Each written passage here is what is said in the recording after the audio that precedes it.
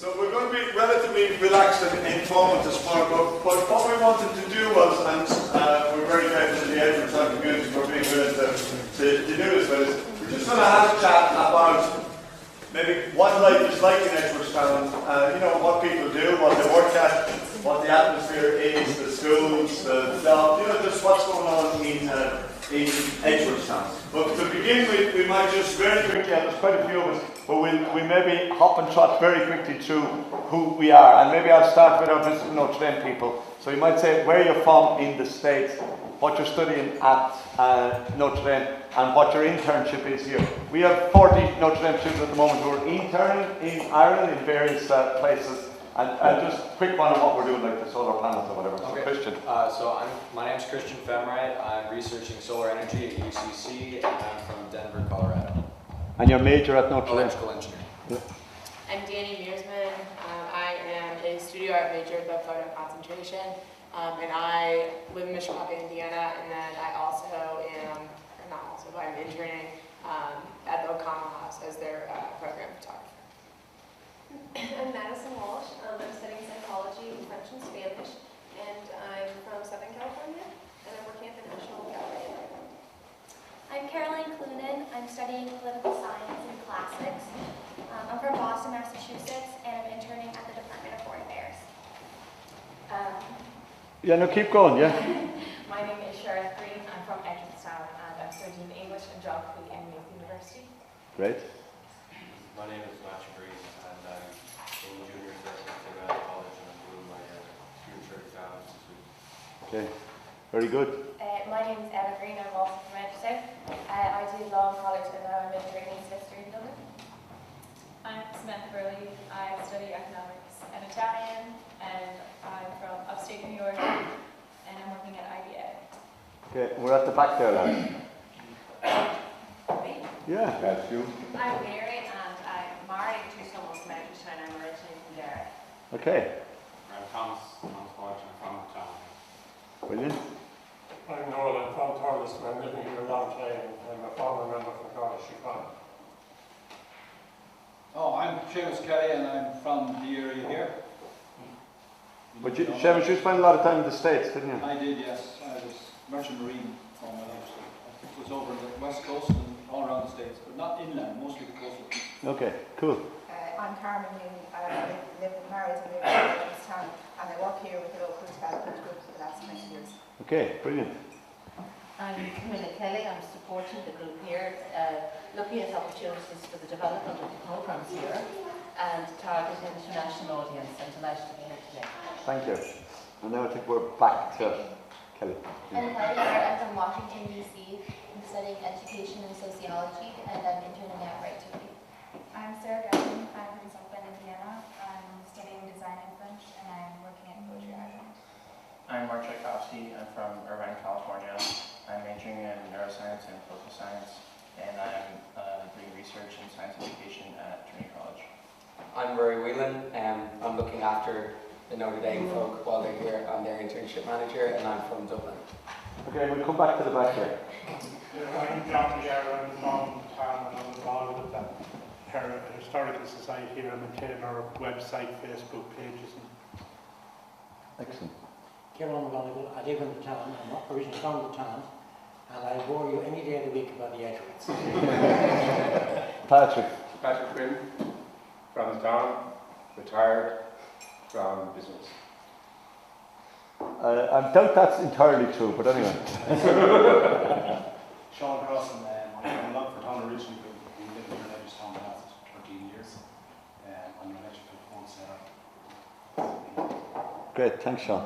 Jerry Lane, businessman in town, chairman at Traders, lived here all my life, proud to be here. Good, thanks, Jerry. I'm Noreen Grant, and I'm from Edwardstown, and I'm an ecologist, so sometimes I help out the group with issues of environmental activities. Billy. My name is Billy, County League and I'm a bus driver. Billy is a key man in all our operations because we make Billy bring buses that most people wouldn't bring a push bike down. So, and Billy is well able to do it. Great man for us. This man knows every back road in Ireland. I'm behind him, behind you there, Billy. It's James McCreast, retired from the fire service, and I work here with Calvin. Okay. Here. Kate Cross is my name, and I'm from Edgeworthstown, and I'm principal in a national school about 25-minute drive from here. Okay, cool. We'll come across here now. I'm Katie Kehoe. I'm from Chicago, Illinois. I'm studying neuroscience and English at Notre Dame, and I'm interning at the Science Gallery at Trinity College. I'm Sean McMahon. I'm studying technology management at Notre Dame. I'm from Rochester, New York, and I'm interning at Colmore Abbey out west. My name is Adam Millett. I'm originally from Canton, Ohio. I'm studying chemical engineering with a minor in philosophy, and I am doing research on microfluidics at DCU. Good. Shane. Hi. I'm Shane Jenkins. I'm from Denver. I'm a program of liberal studies and theology back home, and I'm interning with the Department of Foreign Affairs in Dublin. Okay. And we're back over here. I'm Ryan. I'm from Indiana. I'm studying computer science at Notre Dame, and I'm doing research on Irish education at Trinity College Dublin. Yeah. Who are these two fine gentlemen behind that? Go on, tell us who you are, lads. Go on. My name is Tomas Walsh. I'm from Cologne and go to school in St. Mel's.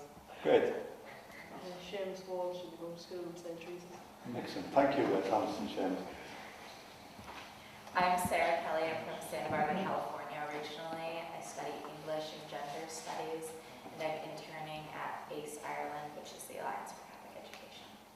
And now I want to introduce you to a young woman who's very keen to live in Longford. I'm Meg. I'm a sociology and political science major at Notre Dame, going in my 4th year, and I'm doing research around Dublin on migration. Cool. I'm Joe Scipio. I'm from right outside Philadelphia, Pennsylvania. I'm studying economics and journalism, and I'm interning at RTE. Great. Nicole. I'm Nicole White. I'm from upstate New York. I'm studying American Studies and Irish Language and Literature at Notre Dame, and I'm interning here with the GAA at Cope Park. Dream internship. I'm Amanda Ball. I'm from Des Moines, Iowa. I study history, Italian, and education at Notre Dame. In the summer, I'm working at the Notre Dame Newman Center for Faith and Reason. And all the way to California. I'm Kelly Lochran. I'm from Southern California. I'm studying finance and European studies at Notre Dame, and I'm interning at Irish Life Investment in Canada. I think we've got everybody, didn't we? Okay. One more. Oh yeah, you always got to leave the best wine until last. I'm Michael Davis. I'm from New Lenox, Illinois, outside of Chicago. I'm studying information technology management, theology, and business analytics, and I'm interning at Don Bosco here in Dublin. Cool. So what we talked this morning, we might just ask a few questions and pay attention now because I do hop and trot, as you can see. If you're going around the group, sometimes people look and kind of, you know, so I always come back across. So the lightning can strike at any minute, so pay attention, lads. I'll be coming to you now and again. So Frank, you know, what's the population of Edgeworthstown and how would you describe the local economy and the local society here? There's close to 4,000 people in the locality. It is a working area, originally based on agriculture, more industry based now. It's vibrant. We had a decade of difficulty due to the economic collapse, which was worldwide. We're over that. What I would hope is that our community develops from it, but at the present moment, things aren't bad. Of course, they can be better, but most places you go, things can be better. How to get better is engage with people. You heard Kieran speak today. We're here 400 years. The Edgeworth started in 398 years ago, so we're going to have a great year of celebration in 2 years' time. But over that 400 years, there has been difficulties. Slight ones like the famine. You know, we've had emigration, England, America. So how communities like this develop is by putting our best foot forward, showing our qualities. Our qualities today is are working together. Like everyone talks about Dublin. If you work in Dublin, your house is 3 times the cost. If you have a child in Dublin, childcare is 3 times the cost. If you live in Edgeworthstown, your house is cheap, you live in a safe area, your neighbours look after you. Sure, we're 20 times better than Dublin. Who'd want to live there? Me. Misguided. I don't know. I'm only joking. No, but so how far are you now by road from Dublin, Frank? We used to be 65 miles, 63 miles, but due to the new motorway network, we're 40 minutes. Okay. So it's very close to Dublin. Now, does that mean you have have you many commuters from? Definitely, we have a lot of people. Well, let's say of the working population. I don't mean children, and I don't mean older people, but of the 10% would commute. A new phase has been basically people working from at home. Yeah. So there's a lot of guys working in Intel, working Hewlett Packard, but they can work from at home. And it's something we hope to develop more. So you've seen more of that in recent years, Frank? Yes, definitely. You see... But is that an advantage then for Edgeworthstown? Because what you were saying is much cheaper to live here and maybe have a better quality of life and a strong community. But for working from home, Edgeworthstown would be a great base. Yes, we're hoping that we will put a base on the main street going forward, where people will come into the town, work their day. Our computer connectivity isn't that good out the country. When I mean out the country, 3, 4, 5, 8 miles away. Where if we have a base here in the town, they will support local businesses. There is an active amount of people willing to work from their own community on the main street. Our train station, go down any day, the car park is full. Yeah. So we're slowly getting into the technology age. Yeah. But you're well connected because you're on the railway line. You've good road now to Dublin. Yes. And how are you with fibre optic cable and high speed internet? Is that a key thing now for Edgeworthstown? It is the future. We have it. We haven't it developed, not to the extent. I'd have to say we're progressive enough. Our community has traders, GAA, tidy towns, and we all have the one view. We need to work closer together and sell the one story. Yeah. Is it there? Yes, it is. Can it be done? Definitely. No doubt about it, yeah. Yeah. Now, and I don't know who's best equipped to answer this, Hugh, but I know as well, because one of the things that's to me is very impressive about Edgeworthstown, what I've learned about it is that I think you guys have done a fabulous job of integrating new people into the community, right? And you'd have quite a few new Irish here now, but they seem to be very well integrated, and you know, like that's adding a quality to the town as well. What would you think about that, Frank? Well, we're a welcoming community, quite simply, and contrary, there's that negative statement out there that people come to the area for something. An awful lot of people come to our town and our country, basically for work and for a home and for safe. We've done it for generations. Now, I don't want to hug the particular area, so I'm going to divert questions around to other people around in the room. Yeah. Jerry, how are you? No, but have you seen a change in the last 5 years in the town with the people that live and work around it? Well, we're changing all. Like we've a multicultural. You heard earlier about the school, 400 or 500 students across 70 and 80 nationalities. So it is changing all, and like we go maybe as the generations change and each decade goes, there'll be more integrated in be it the GEA or organisations like the traders or whatever it will be, and the town will develop through that. But it takes time. It's like the tourism thing here. The lads are saying it takes time to develop it. So it's all about just being patient and putting the work in. Like the big thing is a work ethic. There is a huge work ethic in the town, and there's some serious guys pushing these things, and they're moving forward. So like I think the future is good for Edgeworthstown. Yeah. That's my I'm optimistic, and that's the key.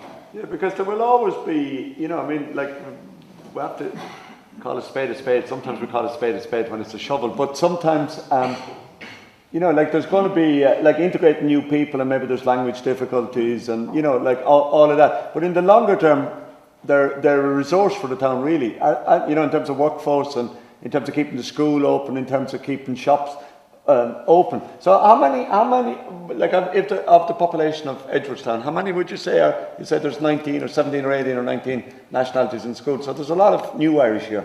Oh, I heard the expression earlier today, the new community. Yeah. It really rings through here. We, at the present moment, a third of the working population weren't born in Ireland. A third, 1 out of every 3. Yeah, 1 out of every 3. Hard to believe for a market town that's in the centre of the country. Our challenge is to integrate them more. Our challenge is to make them welcome. Now, the Irish are good at that. It's not just us. How we do that is we develop our own services. That's where it works. It's where young people go to the school, they're friendly with every nationality. So when they grow up, it's nothing new. Yeah. You know, you develop with your neighbour. Yeah. So it takes time. Yeah. Okay. So I know maybe your principal close to Edgeworthstown, and I'm always a great advocate of the national schools in Ireland, in part maybe because I have 2 brothers and 2 sisters who are national school teachers. But I kind of think the national schools play a crucial role in absorbing new people, and like our schools are really good, I think, by international standards. What would be the challenges for you now as a national school teacher? What would you see as your principal challenge now?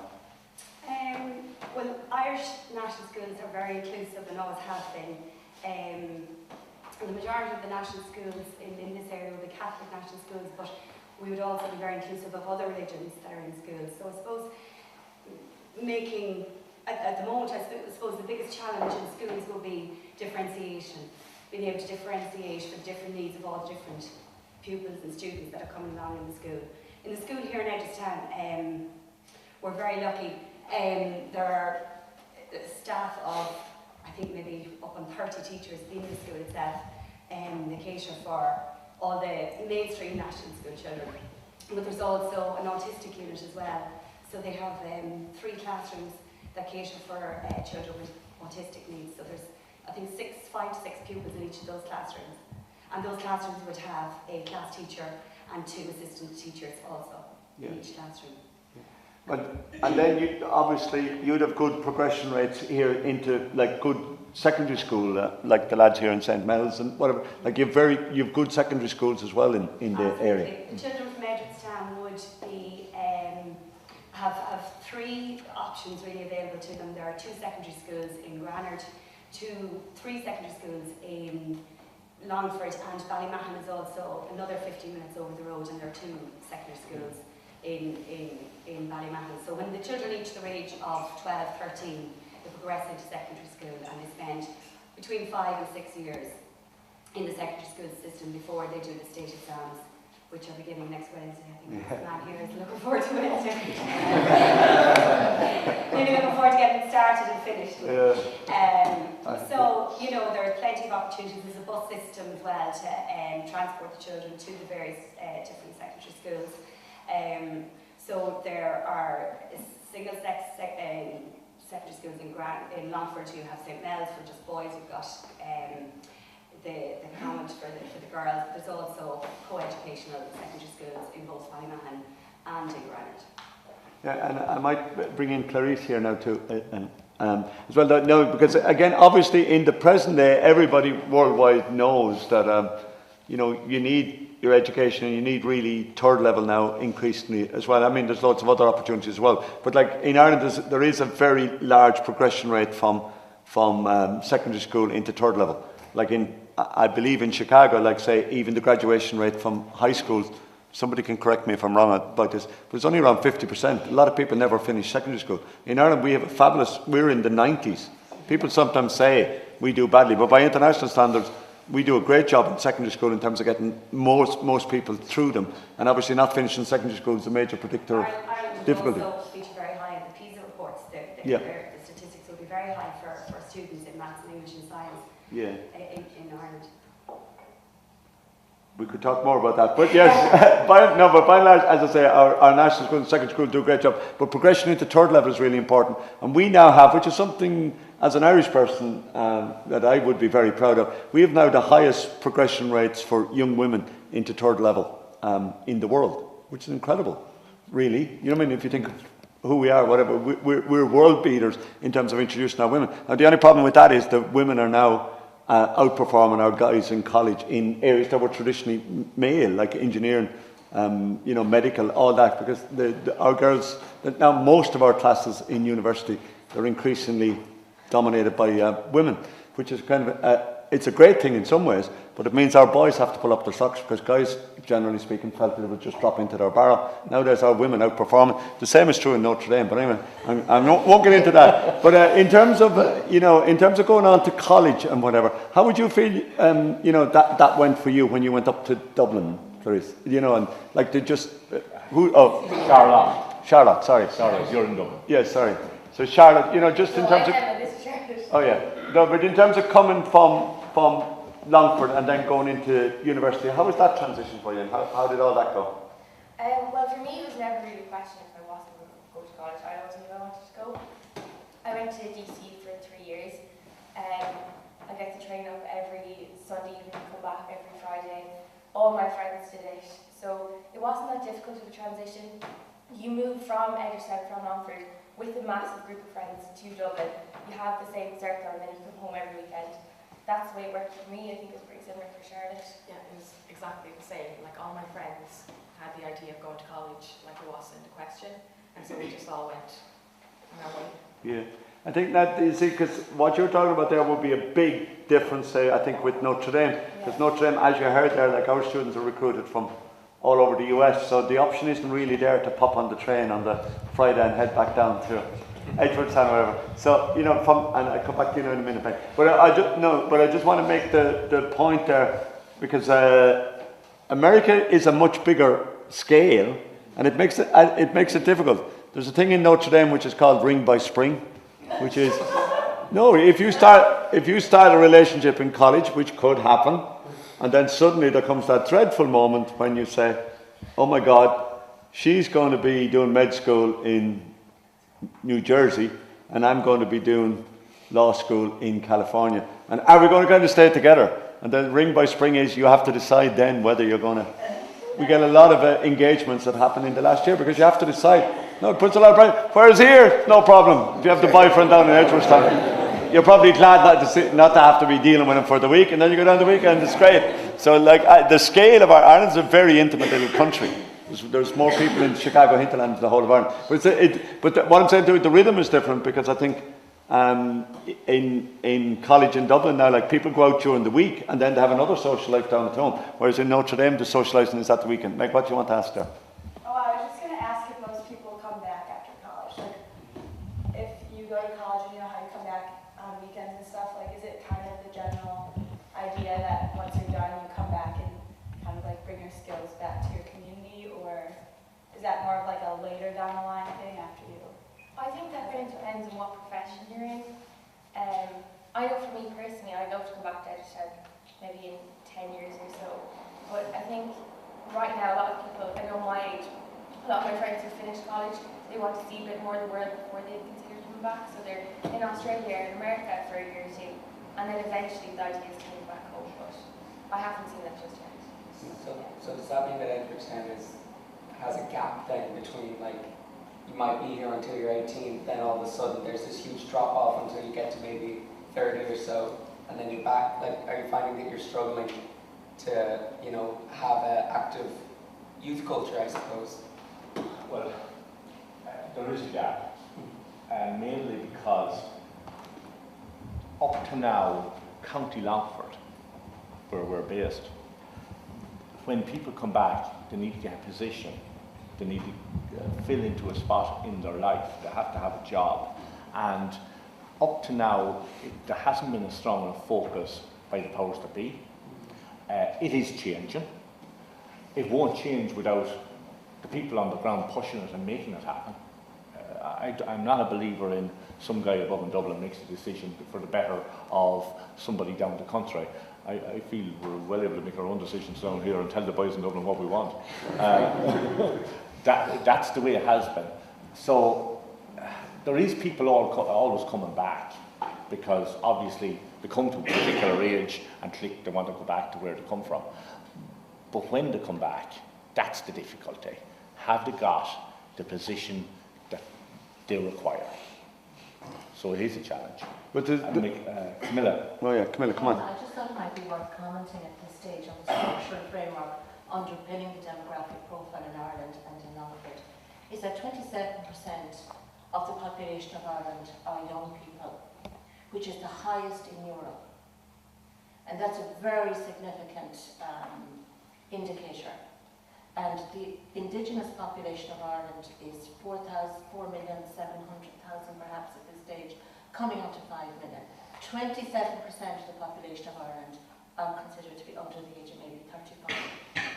So there's not that huge gap between young and old. However, there's one key challenge facing Ireland, is that over 50% of the population live within what's called the Greater Dublin area. And outside of that Greater Dublin area, outside of the belt, we would have called it the Pale 200 years ago, you have the indigenous Irish population west of that, and when you go to the west of Ireland, you'll see it. It's very beautiful, it's gorgeous, and we love living there, but in areas you could have 40% of the population over the age of 65. So that's a key challenge for Ireland, not so much a key challenge for the young people. The other thing to say, Kevin, I think is worth saying, is that the education system in Ireland ostensibly is free. You go to national school in Ireland, you get a very high quality education here. It's free. You go to secondary school in Ireland, this is free for 80 to 90% of the young population attending secondary. It is free, unless your parents choose to send you to a fee-paying school. And third level, apart from the fee, which is now up to €3,000 a year, it is relatively accessible and free compared to universities, I would suggest, Kevin, in the United States. And the transfer rate internationally between second level and third level is 19%, which is so high. Ireland would be one of the top in the world, Kevin. And those are the reasons, I think, Kevin's structural frameworks underpinning that. That's very important. But also, just this is a comment for the Irish people as much as anybody else. What are the fees in Notre Dame at the moment if you're per year and you're staying on campus? So $65,000 and then there's 69,000. 59. 69 for a year, and then it's 4 years. Buy a house here. I know. But give or take, it probably costs you $250,000. Now, there are corollaries to that as well. Is Notre Dame admits flying, and then if you have economic need, like Notre Dame will look after you, and we give 120 million in scholarships every year. So like it's not like it's exclusive. When we're looking at who we're taking in, we're not looking at whether people can pay it or not. But by and large, for parents or whatever, can be $250,000. And we're also Catholic, very Catholic school, so there's often large families. And I'm always looking at those poor parents and saying, oh my God. And then and my kids, they can go to Trinity for whatever, 3,000 or UCD. Okay, and I know Irish parents complain bitterly, and especially people from the country, and I'm from the country myself, because you have to keep them in Dublin and it's expensive and whatever. But by and large, guys, we're living in a fool's paradise in terms of, because we have very good access to high quality education in Ireland, very cheap by international standards and scandalously cheap by American standards. Can I ask? I just want to add one thing. There's a very valid point about the education. And I used to go to the States quite a bit, and we were the company I worked for 30 odd years was the distributor of Stanley Tools here in Ireland. And when the CEO changed there, we went over to sing for our supper, waving for Ireland, don't do anything silly, we're doing a great job for you. But a new guy came in from GE and there was no talking to him. And we were trying to explain how important we were in Ireland. This is about 1999, 2000. And he had this vision of Ireland of half doors and donkeys. Ireland, you're small. So picking up on the benefits, the consequences of that education, and what Francis said a few minutes ago about people travelling from here, you know, I reeled off for that guy Intel, Hewlett-Packard, the various pharmaceuticals, the IBMs, and suddenly his face changed and he said to me, in Ireland, and I had him, it took a long time, he started to take us seriously. So the consequences of what you outlined there in terms of that education system took a long time, but the benefits have been enormous. Yeah. They mightn't all, you know, be located here, although there is a factory just down the road employing 600? Yeah. Jesus. There's a factory just behind you, employing 600 people, okay? So that contributes hugely. But the education system, the dividend on that has been that we have a lot of American multinationals and a lot of European countries. Okay. And then I am going to open out, guys, so have your questions ready. I'm just going to ask maybe Hugh and Jerry one question about the business environment now. Because as we all know, like we took a massive hit here with the collapse of the Celtic Tiger, and it really was a near-death experience for many businesses. And obviously, I think retail and that and small towns were very badly hit. You know what I mean? Like, I mean, there's no way around that. Like, I mean, this wasn't just an Edgeworthstown experience. It was everywhere, really. So how is the business environment now, and how confident would you guys be over the next 10 years or so? Are you seeing? Because I mean, a lot of time, the last election, people kind of thought that the government lost it because they said the recovery is underway and whatever, but people felt it was just a Dublin kind of thing. It hadn't really spread down the country at all. Are you seeing any signs of, like, how confident would you be now? And are you seeing signs of a recovery down here in Longford? Well, I, with my family, own the local hardware store of the town, and I would be the 5th generation of that store. We started in 1875. And I suppose down through the years, our thing was the ability to change. You have to be able to change in different direction quite quickly to suit the environment you're in. Edgeworthstown has changed. We've seen that recession that you talked about 10 years ago, that started 10 years ago. That was our 5th recession. You know, we've been through it, in and out of it, so it wasn't unfamiliar ground to us. And I keep going back to the ability to change our business and tweak it and to tie into what our local customers want. So outside of that, then, we work very closely with the rest of the community. That's why all of us here, we form these committees and we work very closely together. It's all about building a community and changing to form that community, change the needs of the community. And we work very hard at that and be very inclusive of all the organisations around the town. Yeah. And by that you get rewarded. Yeah. And people will shop local. Yeah. So are you seeing any uptick now? Or what way do you see the business environment? The business environment is very tough at the minute. It's very, very tough. We're battling against e-commerce would be my biggest challenge. You know, yes, we want to bring in technology into this town. We need to get the e-fibre network spread out everywhere. But to me personally, that's to my judgment, because the e-commerce is a massive factor to my business. People going online to purchase goods. Yeah. So we again have to adapt again to combat that and keep our business going. Yeah. What would the traders in the town think, Jerry? Like, how are the pubs and the shops, and because they're often the mainstay of towns, like 4,000 population. Like, how do people feel about how that's going, and what would you see as the challenges? My background is a pub, so I'm from the bar industry and yeah. I've been involved in the vintage and stuff like that.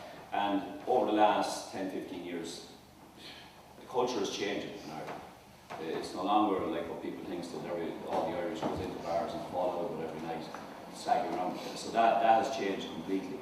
So you're trying to cater for a different clientele, be it coffee, be it wine. You know, the wine growth in Ireland, coffee growth is huge. You know, and it's trying to change with that. Like, I depend on footfall, so that's the key, and to try and get people coming in the door, and then offering that sort of product or whatever, or try to make them comfortable, be it their Wi-Fi or whatever.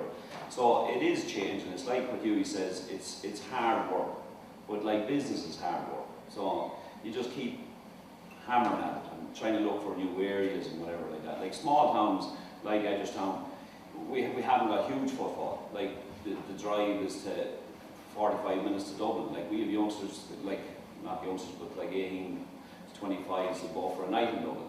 So we have to try and offer something like it's like the price of the house. Our price of a pint is much cheaper down here. What are you charging for a pint? Sorry? What do you charge for a pint of Guinness? $4.10.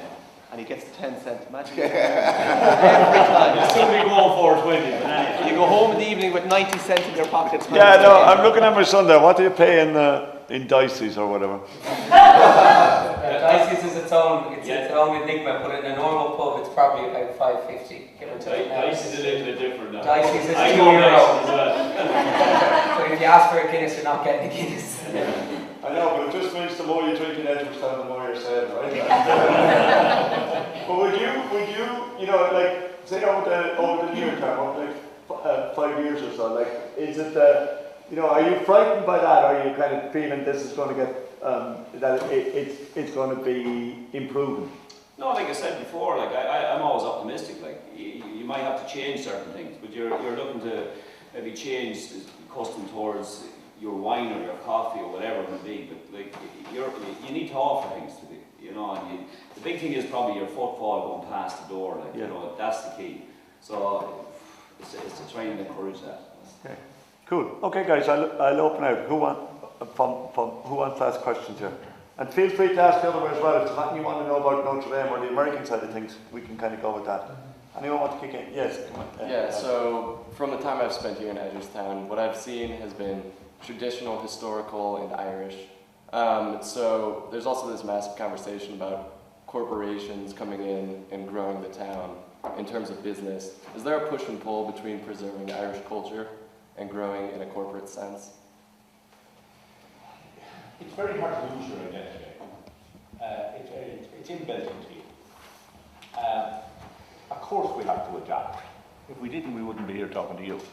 So it's where you get the balance right. No, it's very hard to get the balance right. But it's how you instill it without, as Jerry said, without bringing fresh blood, fresh thinking, more people onto our main street.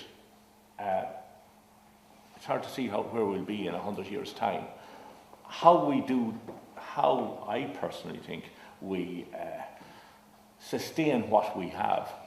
What is great about this area is promoting what we have. Simple as that. All the good things. So they're here already. So I wouldn't like to say we're in competition with anyone. We're not. We're focused. Yeah. I work for C&D Foods, who will be the largest employer in the area. They're making a pet food manufacturing company down the Longford Road. We were a local business, began as a local business. We're now expanded to having companies in France, Holland, Austria and Denmark. And we employ maybe 400 or 500 people here. We employ total maybe about 1,500 across Europe. And I would say that they will probably have helped this town survive through some of the bad times, because they have brought employment. They've brought a lot of people into the town that from different countries. So there are a unique set of challenges as well as a result of that. But we have helped the town, I think, grow and keep it sustained. And I think we haven't lost along the way. I think we were still preserving much of the character of the town. And as Frank said, I think if we can get the integration going correctly, I think it can only be to the benefit of the town in the long term. Sean, do you want to come in? I was going to ask, for those of you who came from outside Edgeworthstown and decided to live here full time, what played a role in that decision? What attracted you to stay here? Love.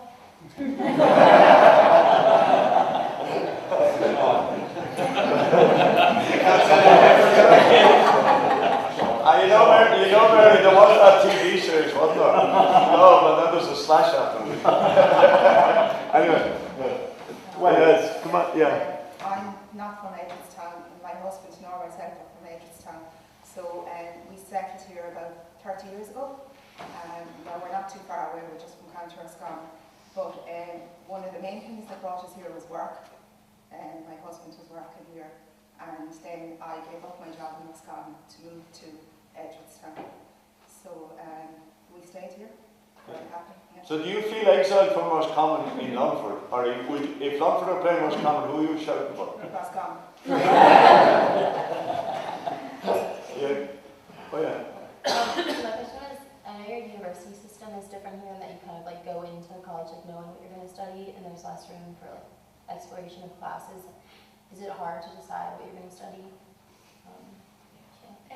There are some courses you can do in college where, like you said, you can try a whole array of subjects. They're called arts degrees. So you go in first year.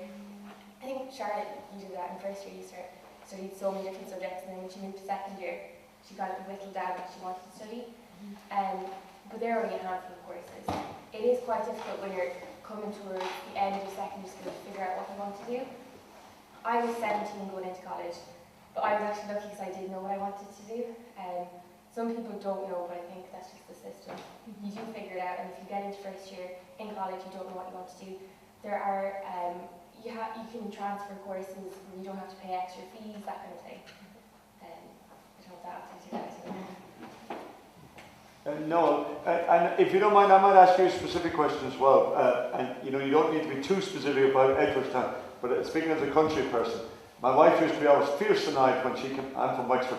Fierce-eyed because whenever she came down, my mother would be always saying, "Oh, you know, there was a robbery there last night. The lads were down from Dublin." You know what I mean? Any crime in the countryside was the Dubs coming down. You know what I mean? And people disliked the road getting better and better because it made it easier. So no, but in terms of safety and in terms of quality of life and all that, like would you, by and large, without being specific about Edgeworthstown, because you were in law enforcement or in your professional life, like what would you say about the quality of, is that changing in rural Ireland? Is rural Ireland safer or more dangerous now than it used to be? Well, I would say it's 50-50, yes. There's quite a lot of very good people in rural Ireland, and most of 90% of them would be totally supportive of law and order. And of course that must be done by the police service in a proper and efficient way, and you do that by gaining the confidence of the community and all that sort of stuff, and you operate investigating crime by intelligence. You won't solve crime without intelligence and all that, and that is the way it is, and I think we're very happy here at the moment with the young police service we actually have. So there's one or two of them who are from the area as well, and they would know the community and they involve themselves in the community. Now there's another question I want to ask from the visitors from Notre Dame. The connection with Ireland and the university in Notre Dame. Notre Dame is known as the Fighting Irish. Can anybody tell me how it got that nickname? So I'm a tour guide, so we kind of like learn this. It's like one of the first things like we tell people. But in our first football game against Michigan, we were actually like losing to them. Their players kind of kept talking trash to ours, and they kept saying how you Irishmen are fighting worth a lick. And so different like publications kind of like got word of it, or I guess reporters from publications. So it started being like published in newspapers and magazines throughout the country. So it really was kind of ended like a derogatory term. And then it just kind of rose to the occasion, and that's kind of how we've been ever since. Yeah, speaking as an Irish person, like the connection actually came historically to Notre Dame. Why they were caught with the Fighting Irish was because there was a regiment, the 69th Irish Regiment, which is still there in the American Army. It's now an armoured car division. But they were a Fenian organisation, and they just went into the American Army to get training. They were going to come over here and liberate Ireland, like many great Irish schemes. Never came to much. But they were the 69th and the New York regiments. They had priests from Notre Dame as their chaplains, including Father Corby.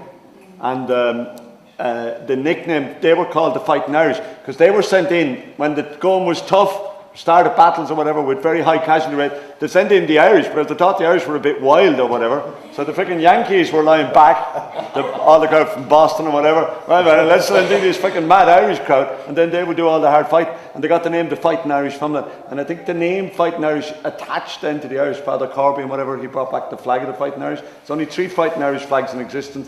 One is in New York in the Armory, which is their headquarters there, of the current 69. There's one in Notre Dame, and the other one was gifted as a present to Ireland by JFK when he visited here in 1963, and now stands just inside the main door of the door. But the Notre Dame connection with Ireland would be very, very strong. But it would be true to say that it broke, like a lot of the Irish-American relationship. America introduced very, very rigid anti-immigration measures in the 1920s and toughened them in the 1930s when America had the huge recession. This talk about anti-immigration or whatever is a long thing in American history. But, you know, the huge quantities of the Irish that went in the 19th century and turned Notre Dame, like the name, even the way we pronounce it, it's barbaric by French standards. Notre Dame, you know, Notre Dame or whatever French pronunciation you want to put on it. But it was designed to be for French speakers sneaking over from Canada, right? And then the Irish came over and took the place over. And Notre Dame became very Irish. But we'd lost our connection, as with Irish-American general, from the 1920s up to the 1970s, 80s. And interestingly, in the 1990s, and Jerry talked there about the IBMs and the Coca-Colas and all the big American companies coming in many cases, it was only in the 1990s that they came under Irish-American chief executives, including our guy, Don Keogh. And it was when the Irish, and it took them a long time, it was only in the 1990s that the Irish really got to the very top of American society. Remember, there was huge bias against the Catholic. Being a president, JFK, the biggest challenge JFK had was as a Catholic, trying to overcome WASP prejudice in America. So, and that was only in the 1960s. So it was very recently that the Irish moved to the top. But when they did then, I think the instinct came to kind of say, well, you know, we've nothing else to do in America, now let's look back at Ireland. It was when people had the luxury then of the time or the interest to look back. And in the 1990s, places like Notre Dame, we started our Irish Studies program. In the 1990s, massive input from Irish-American business leadership into Ireland. Like our guy Don Keogh, there's 2 very big Coca-Cola investments in Ireland because Don Keogh's ancestors were from Ireland, some of them from Wexford, and luckily for us, Wexford, he put a big Coca-Cola plant in Wexford. He insisted to go there. Now, if we weren't making the money, they wouldn't be here. But other things being equal, if there was a choice between us and Portugal, and it was within a 1% range or whatever, the Irish-American guy said, we'll put it in Ireland. And that's been huge for us. But the other side of that then was Irish-America got involved in the peace process as well. And from the 1990s, and this has also been enabled by these guys, mobile phone, the world at your fingertips, social media, people can stay in touch with us now. Like we were in Skelly's last night, and now you fucking find you come into Edgeworthstown and people have been looking at what we put up on Facebook or whatever. You know what I mean? But it maintains the connection. So I think the connection between Notre Dame and Ireland now has grown very, very strongly. This is part of political broadcast because it's partly on my watch. But so, for example, at the moment we have 73 Notre Dame students in Ireland, and we take 300 Notre Dame students through now every year. And each of those 300, usually their family visits and whatever. So, you know what I mean? And we're able, partly because of the willingness of people like you to give up a bank holiday Monday to come in and chat to us, we have a very close relationship now with Ireland. And I think, by and large, I don't want to put words in the mouths of our guys, but they really enjoy the contact with Ireland. But they're hungry for an authentic engagement with Ireland, not the tourist stuff.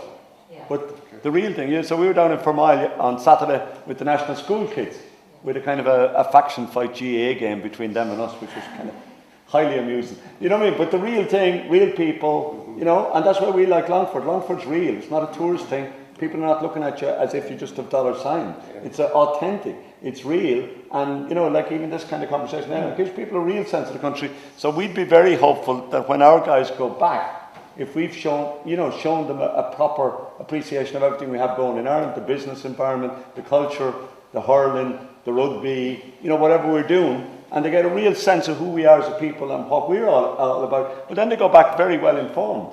And we do a lot of historical, cultural stuff as well. But in the end, then, we think we're building a resource there because, in a sense, blood won't do it anymore. You know, we could rely on emigration and physical movement of people. Nowadays, people almost have to elect into Irishness.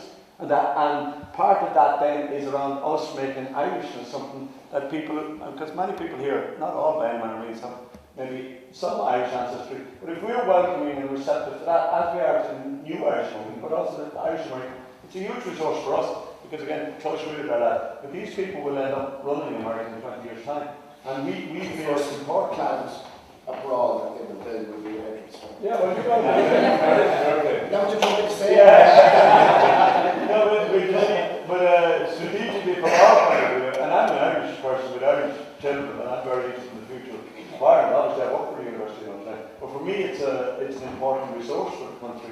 And it's not a short play. It's not like that you take your fingers to that. But over the longer term, the fact that we've now put 3,000 people through our program, and they come back. They'll buy Irish music, they come back on their honeymoon, they come back for their holidays, you know, they talk us up, they post hundreds of pictures on Instagram and Facebook and whatever, and all of that's promoting. And like this weekend now, could be thousands of pictures from Longford, from Edgeworthstown, from all Abbeystrode and whatever, and it's great. But you know what I mean? But it builds the relationship, and we can do it. But it's like what you said there at the beginning, Frank, and I think Edgeworthstown is exemplary in that sense, is you can't just be passive, you got to make it happen, you got to be doing stuff, you got to be responsive. If people want the fancy coffees now, no point just offering them the pint of Guinness, right? People want food in the pub, you got to supply it. You know what I mean? You got to be, and as you said, you got to be agile and quick and respond to what's around you. But part of that as well is, I think, like just building the relationship. You know, so I think, and that relationship is strongly strengthening at the moment. Anyway, that's enough. Just one thing that I want to just follow on. America and Ireland have strong ties, always have. It's come back hundreds of years, more or less. And everyone talks about the American companies that Ireland, through our way we do business, maybe our 12.5% tax rate, don't know anything about that. And all the companies that come here, but I don't know the exact statistics. Irish companies, Glanbia, Bailey's, Kingspan, we actually have a major impact in the US. For every job that the American companies have here, we have the same equivalent, and we're only a fraction of the size of you people in America. So it works, but it works both ways. I don't know the statistics. Jerry, do you? I did, but you take one of the biggest building supply companies, the Castle Group, in mostly in the northeastern states, is an Irish-owned company. It's owned by CRH, okay? And the food ingredients business, Glanbia, the Kerry Group, Kingspan. Yeah, so I think it's 90% of the cheese in American pizza is now supplied by Irish-owned companies. And Ireland, Republic of Ireland, which is only a tiny speck, we're the 5th biggest inward investor into the American economy. Would you believe that? Yeah, but you know, so like it's reciprocity, because sometimes you can get this feeling that America's offshoring all the jobs and that this is that to the detriment of America. Not really. It goes both ways. And what is really interesting there, and I will shut up then. But again, because this is not something that people understand. When these companies first came to Ireland, American companies, they would import the whole C class. So the CEO, the CFO, the CTO, whatever, all the C class was imported and implanted really, right? But nowadays, that never happens anymore. Nowadays, there's Irish people who do these things. So they're American owned and American run and American culture and American value. But the people who are delivering are all Irish. And very interestingly, from our point of view, and reassuring for us, in many cases now, they're now hiring the Irish guys to do such a good job there, and they bring them back to Silicon Valley or bring them back into America to run. And now, like, it's amazing, in American business now, there's a huge amount of Irish guys who've started in the operations here who are now running the American company. So that's a huge resource for us, because in the end, they make decisions. And again, always, it's never sentimental, like the business of business is business. If you weren't making money, you wouldn't be in it. But it can swing it, and it's a very important resource for us. Now, guys, I'm conscious of the time as well. So who else wants to kick in on the questions? Yes? It really seems like there's a lot about this town that you guys really love, and that really makes you stand out and makes you special. And what would you say is the biggest challenge going forward in keeping those things that you love about this town the way that they are? Yeah. What would keep, they say at 3 o'clock in the morning, Brendan Bean said there's no such thing as an eagle at 3 o'clock in the morning. If you wake up at 3 o'clock in the morning, you're worried about something. What is it you're worried about? What would be the big worry in Edgeworthstown? Patrick, can I ask you that? You're a wise man and you've been in Edgeworthstown and in business for a long time. What would you worry about now about the future of Edgeworthstown? Investor, man. No.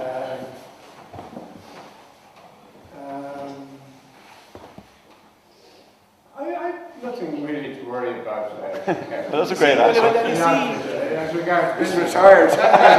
What you're going to wear when you see all the kids running around outside, they're all our kids, you know, and we look for yes, we're trying to build a community, but the idea of building a community is for a future for the kids out there. There are 10, 12 children out there, they're all our kids. And yes, they'll get the best education they possibly can here. That's one thing we strive to do. We put them through the best education that is available to us at whatever cost, which is thankfully in Ireland is quite small. And yes, they will go away to study. They will go to Dublin, Cork, wherever to study, and they may go abroad for a term. But you always strive to get them back. And I suppose our goal is to have something here for when they come back.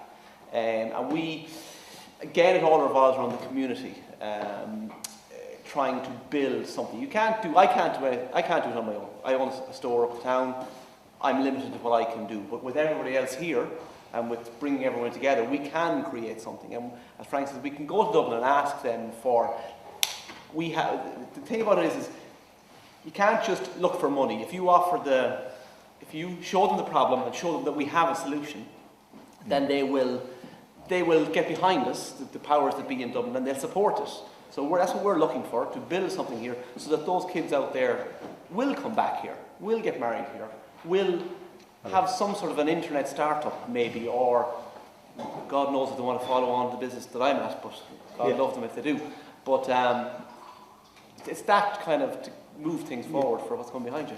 Yeah, great answer. I suppose some of the thing with the growth of a town in terms of bringing in business, bringing in new people from different countries, you're always worried, I suppose, that there's an element that might not be law-abiding, might be harmful to people in the town. There's always that risk. So I suppose that's always a kind of worry for people.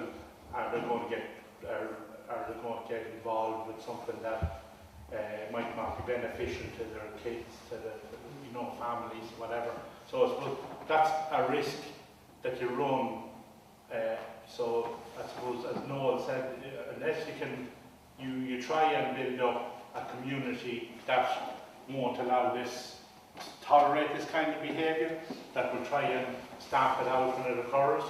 And I think the positives, I would say, outweigh the negatives in the town, but there's no doubt that there's probably some negatives to any community. And I suppose the goal for us as a community is to try and make it that the negatives are negligible in the effect they have on the community. Cool. Yeah, just going off of what you said, I want to hear from the students about what it is about Edgeworthstown that makes you want to come back. I know you said that you're done right now for school, or you just finished, and maybe you want to come back in a few years, 10 years from now.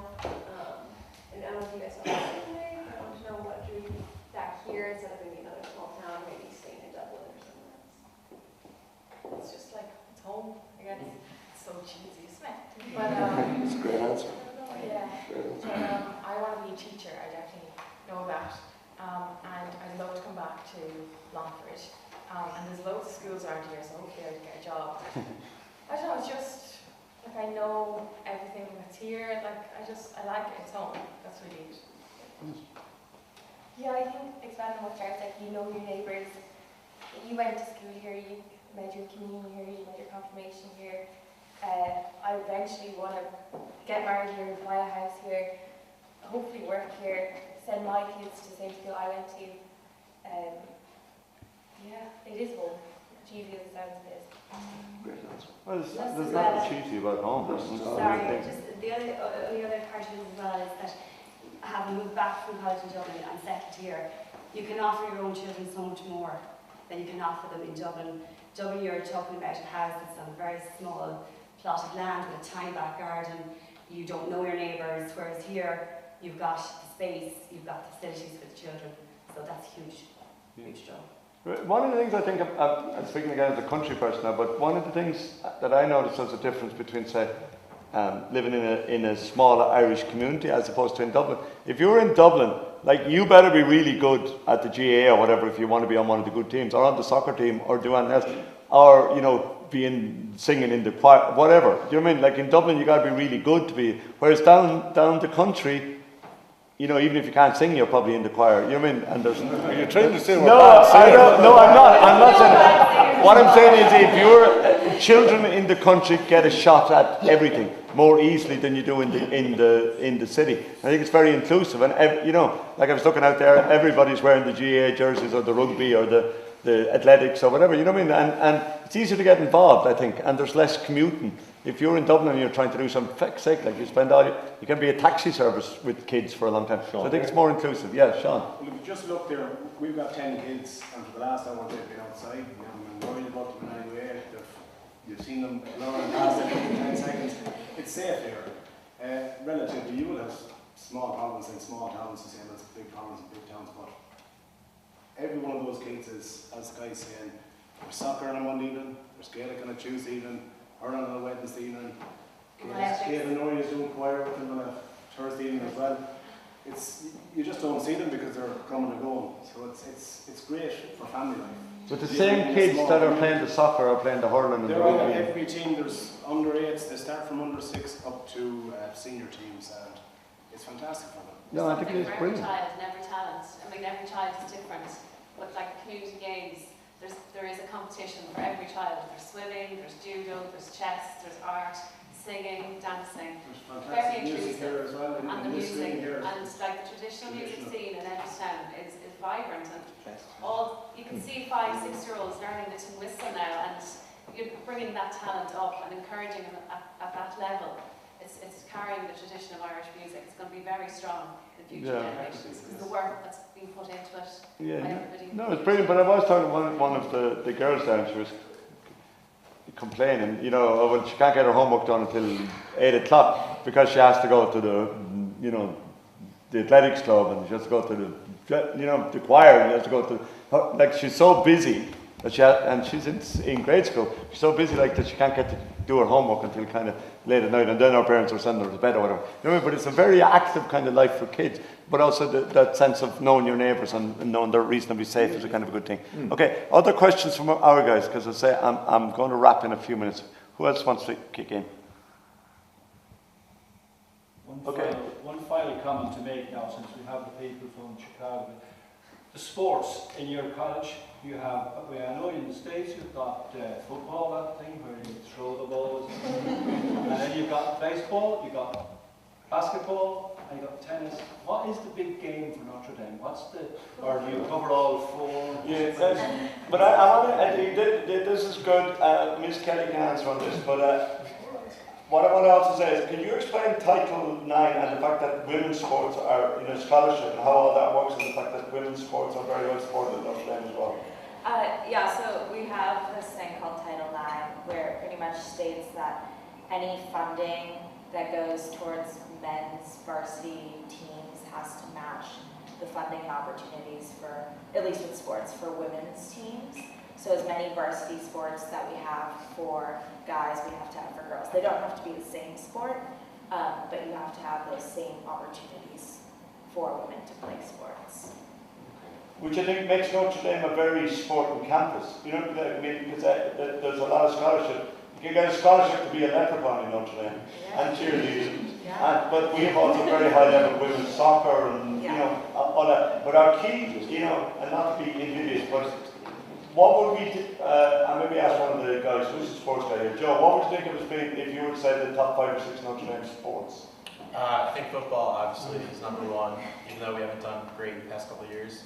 Then we have basketball, lacrosse, women's basketball is one of the top programs in the country. Soccer is top program. Hockey program. Fencing just won the national championship. But just to put it in context for how big Notre Dame football is, their stadium, which is on campus, is the same size, if not bigger, than Croke Park.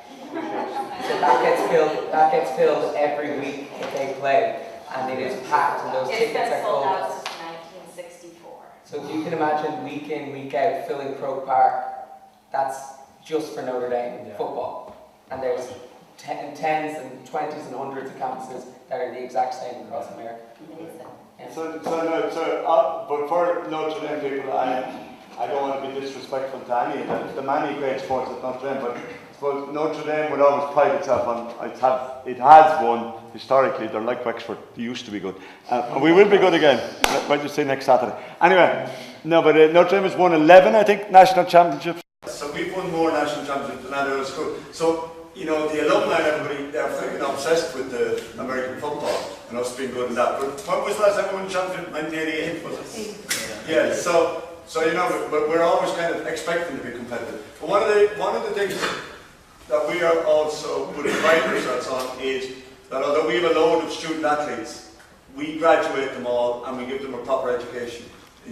I don't, again, want to be holier than thou, but in some schools maybe they take them in and they do some course in sports, branding or whatever, but they're not really educated the same way. But our guys can't play unless they're making their academic grades. So we educate our athletes, and I think we're in the 99th percentile of our athletes graduate. Would that be true? Yeah, and as I can speak for football at least, we speed up their courses so that they can finish their coursework and graduate with a degree in 3 years instead of 4, in case they want to enter the NFL draft early. So they'll leave with a degree. Yeah, but we put a lot of emphasis on educating them for life, because obviously if you're good enough to be drafted and you get a big contract and whatever, that's great. But how many people are in the Notre Dame football squad? 109?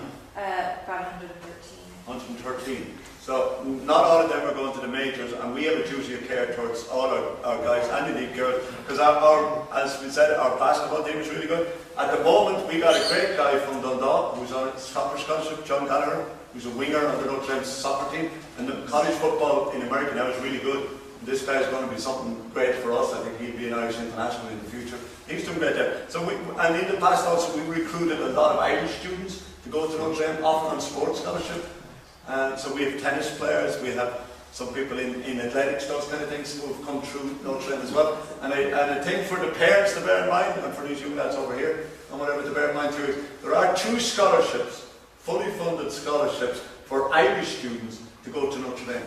And we actually have undergraduates in Notre Dame who are, what they call it, full ride, full load, you know, like, so everything is kind of taken care of. Like, and that's a scholarship that's worth $250,000. You know what I mean? So like we're also trying to be international.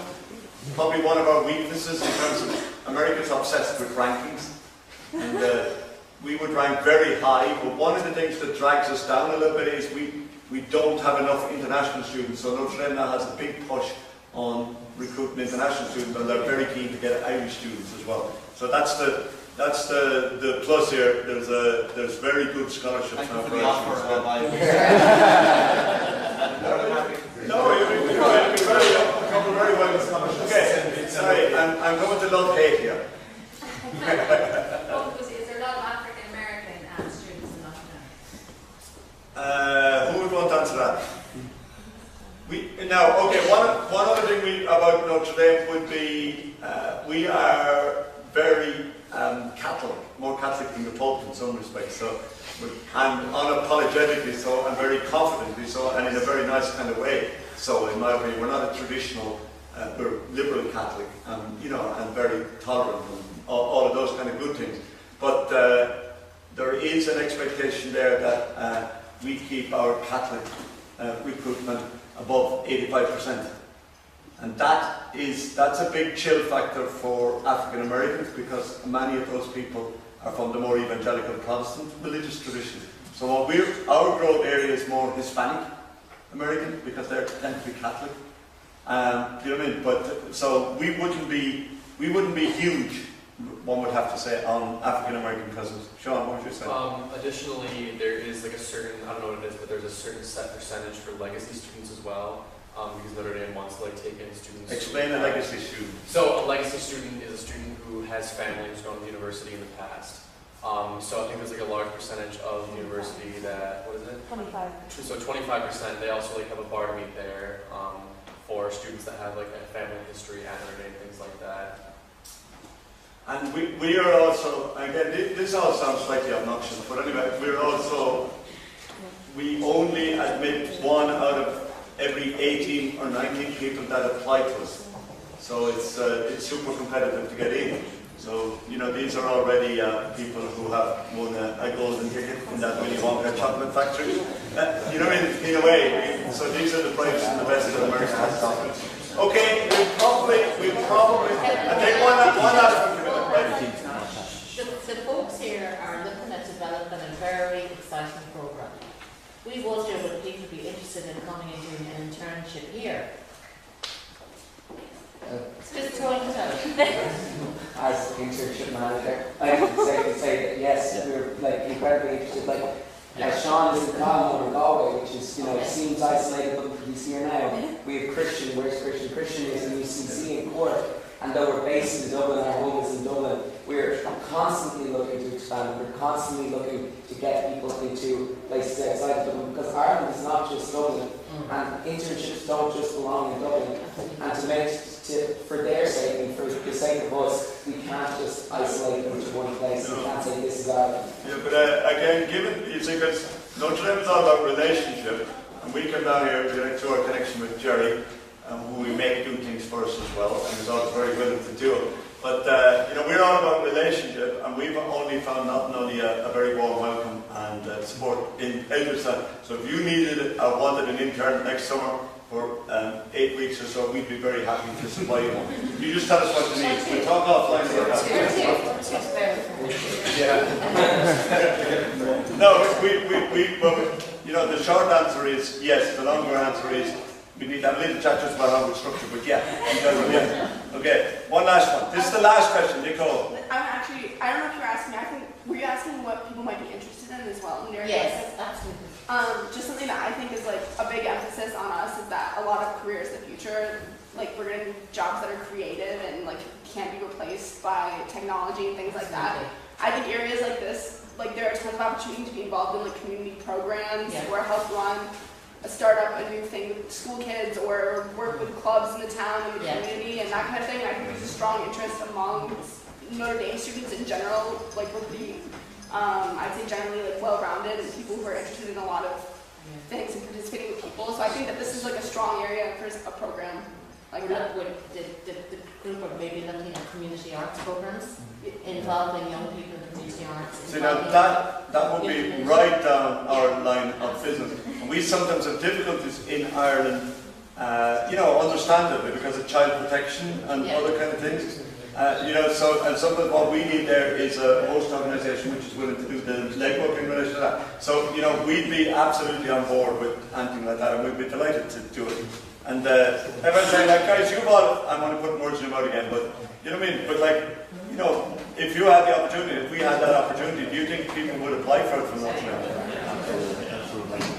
So just a comment before you go. The spoken thing first about the New Irish. Yes. I noticed with a lot of the first and second names going around this, as you all called out, that you're probably old Irish, and it's great to see you coming back.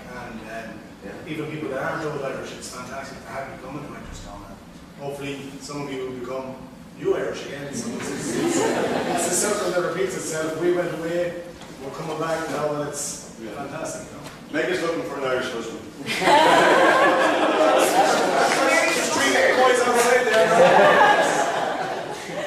So guys, I'm conscious of the time or whatever, but I want to thank everybody for great morning, Ciarán, wonderful show, great engagement, great conversation, back and forth, you know, like, and that's what we were looking for from this morning. So I want to kind of thank Jerry, I want to thank everybody here for giving up their morning to be with us. Thanks very much, lads. Thanks very much.